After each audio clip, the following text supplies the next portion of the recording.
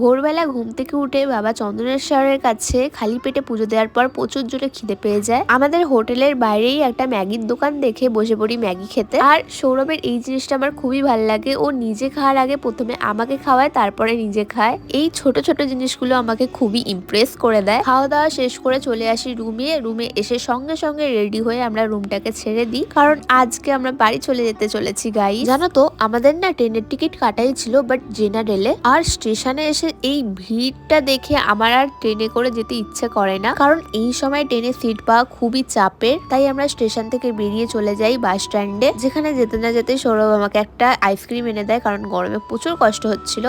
আর guys বাসে উঠে আমার যা শরীরটা খারাপ লাগছিল, গা গোলাচ্ছিল, কি যে বলবো তোমাদের। তাই আমি আমার মাথাটাকে অন্যদিকে নিয়ে যাওয়ার জন্য একটু কার্টুন দেখছিলাম ফোনে। আর হাতে করে ফোন ধরে কার্টুন দেখতে প্রবলেম হচ্ছিল বলে সৌরভ আমাকে এই সস্তার জোগাড়টা করে দেয়।